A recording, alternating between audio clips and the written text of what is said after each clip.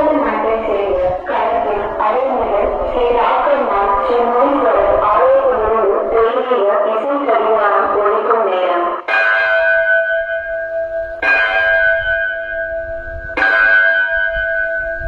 நேரம் மாலை 3 மணி. ஜூன் 29ஆம் தேதி சனிக்கிழமை.